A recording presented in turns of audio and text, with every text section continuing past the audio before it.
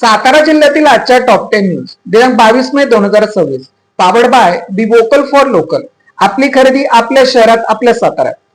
नीट परीक्षा पेपरफुटी प्रकरणी सरकारने शिक्षण मंत्री धर्मेंद्र प्रधान यांचा राजीनामा घ्यावा, सुषमा राजे घोरपडे. नीट पेपरफुटी प्रकरणाच्या निषेधात काँग्रेसचे शिवतीर्थ पवई नाका येथे जाहीर आंदोलन.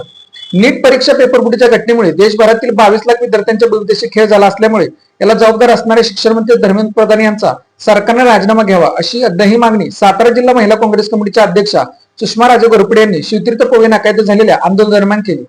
विद्यार्थ्यांच्या मेहनतीवर पाणी फिरणाऱ्या आणि शिक्षण व्यवस्थेची विश्वासार्हता संपवणाऱ्या या भ्रष्ट व्यवस्थेचा आता शेवट करण्याची गरज आहे असा ठाम निर्धार त्यांनी व्यक्त केला. 22 लाख विद्यार्थ्यांच्या भविष्याशी खेळ करणाऱ्या केंद्र सरकारला जनता माफ करणार नाही असा इशाराही त्यांनी यावेळी दिला. सातारा जिल्हा काँग्रेस कमिटीच्या अध्यक्षपदी कराडचे नामदेव पाटील यांची नियुक्ती. सर्वांना सोबत घेऊन काँग्रेस जिल्ह्यात पुन्हा बळकट करण्याचा विश्वास केला व्यक्त. माजी मुख्यमंत्री पृथ्वीराज चव्हाण यांचे निकटवर्तीय नामदेव पाटील यांची सातारा जिल्हा काँग्रेस कमिटीचे अध्यक्ष म्हणून नियुक्ती करण्यात आली आहे. 6 महिन्यांपूर्वीच कराड दक्षिण काँग्रेस कमिटीच्या अध्यक्षपदी पाटील यांची नियुक्ती झाली होती. सातारा जिल्हा परिषद आणि पंचायत समिती निवडणुकीत ताकद दाखवत पाटील यांनी पत्नी सुनंदा पाटील यांना विजय करून लक्ष वेधले होते. कराड पंचायत समितीचे वारंजी गणात रवींद्र बेडकर यांनी विजयी करून या विभागावर वर्चस्व सिद्ध केले होते. गेल्या महिन्यात पक्षाच्या केंद्रीय निरीक्षकांनी जिल्हाध्यक्ष निवडणूक जिल्ह्यातील काँग्रेसचे नेते आणि कार्यकर्ते यांचे मत जाणून घेतले होते. यावेळी ही जिल्हाध्यक्षपदी पाटील यांच्या नावाला पसंती दिली होती. सर्वांना सोबत घेऊन काँग्रेस जिल्ह्यात पुन्हा बळकट करण्यासाठी प्रामाणिक प्रयत्न करू असा विश्वास पाटील यांनी व्यक्त केला आहे.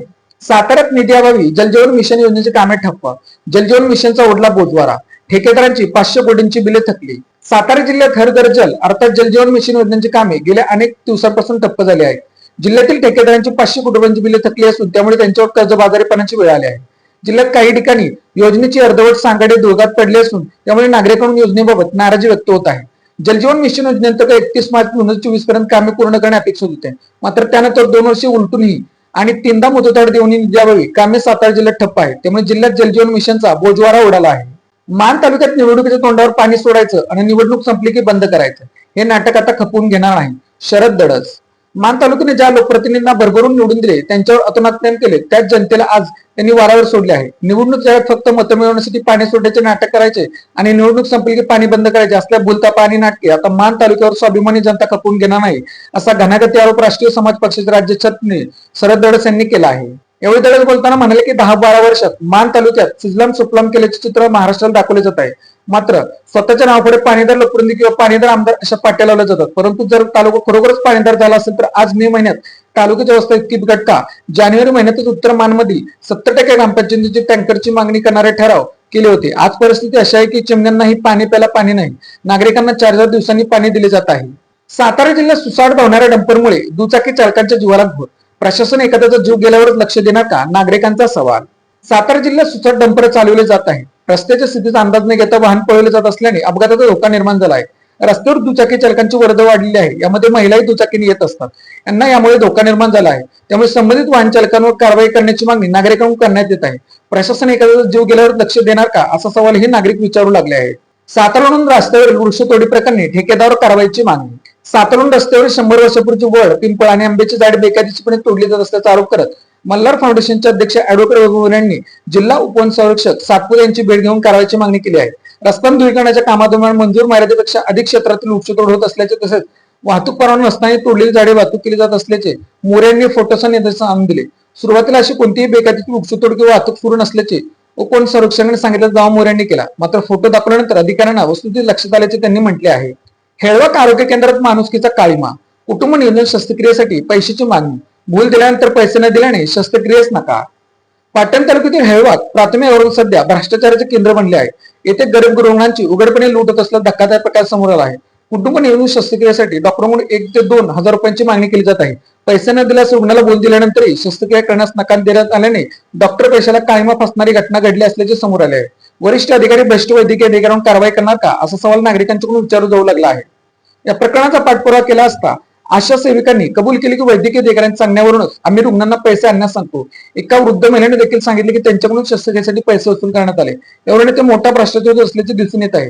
यावर शस्त्रक्रिया करण्यासाठी आलेल्या वैद्यकीय अधिकारी डॉक्टर R.B. पाटील यांना विचारणा केली असता त्यांनी उडवडीची उत्तरे दिली. कोणतेही स्पष्टीकरण न देता ते आरोग्य केंद्रातून पळ काढून निघून गेले. लासूरनेत बिबट्याचे दर्शन. नागरिक भयभीत. सायंकाळी 6 ते रात्री 10 वाजता वीज पुरवठा बंद असल्याने शेतकरी हैराण. लासुरण येथील धोम कॅनलच्या मैनर क्रमांक 12 परिसरातील बाळासाहेब शिंदे यांच्या वस्तीवर बुधवारी सायंकाळी 8:30 वाजता सुमारास बिबट्याचे दर्शन झाल्याने परिसरातील शेतकरी व नागरिकांमध्ये भीतीचे वातावरण निर्माण झाले आहे. विशेष म्हणजे सध्या या भागातील सिंगल फेज वीज पुरवठा दररोज रात्री 10 वाजेपर्यंत बंद राहत असल्याने शेतात वास्तव्य असलेल्या शेतकऱ्यांची चिंता अधिक वाढली आहे. शेतात राहणाऱ्या नागरिकांना रात्रीच्या वेळी अखंड घरगुती वीज पुरवठा उपलब्ध करून द्यावा, तसेच सायंकाळी बंद होणारी सिंगल फेज लाईट तात्काळ सुरू करावी अशी मागणी शेतकरी बांधवांकडून करण्यात येत आहे. महावितरण कंपनी या गंभीर समस्येची दखल घेऊन तातडीने उपाययोजना कराव्यात अशी मागणी होत आहे. बिचुकले तालुका कोरेगावतील जवानाचा अग्नितांडवामध्ये मृत्यू. ठाण्यातील गावदेवी भाजी मार्केटमध्ये दुर्घटना. ठाण्यातील गावदेवी भाजी मार्केटमध्ये गुरुवारी पहाटे लागलेल्या भीषण आगीत बचाव कार्यावेळी बिचुकले तालुका कोरेगावचे अग्निशामक जवान सागर सुरेश शिंदे वय 42 यांचा दुर्दैवी मृत्यू झाला. जवान सागर शिंदे यांच्या निधनाने बिचुकले गावावर शोककळा पसरली असून संपूर्ण गाव शोकसागरात बुडाले आहे. ती चोरणारा आरोपी वॉटर स्टेशन पोलिसांकडून अटकेत. वॉटर स्टेशन पोलीसच्या हद्दीत गुन्हे प्रकरण शाखेने धडकबाज कारवाई करत तब्बल 5 वर्षांपासून फरार असलेल्या डीपी चोरीतील प्रकरणातील आरोपी लखान रमेश भोसले बुरकुडवाडी तालुका फलटण जिल्हा सातारा याला अटक केली असून तो डीपी चोरीच्या गुन्ह्यात गेल्या 5 वर्षांपासून फरार होता. पोलिसांनी नियोजनबद्ध सापारातून उसाच्या शेतात तब्बल 1 किलोमीटर पाठलाग करून आरोपीला ताब्यात घेतले. Made in Satara bags. Satara शहरातील महिलांनी बनवलेल्या उत्तम प्रकारच्या बॅग. संपर्क 9594 415 115. Lalit tailors. Look good feel good. शाळा, कॉलेज, विविध व्यवसाय या ठिकाणी लागणारे जॅकेट बनवून मिळवण्याचे योग्य ठिकाण पवई नाका सातारा. सातारा जिल्ह्यातील अशाच विश्लेषणात्मक बातम्यांसाठी जिल्हा सातारा या न्यूज चॅनलच्या सर्व सोशल मीडिया प्लॅटफॉर्मला फॉलो करा. व्हिडिओ लाईक करा, व्हिडिओ हाईप करा, व्हिडिओवर कमेंट करा आणि व्हिडिओ जास्तीत जास्त लोकांपर्यंत शेअर करा.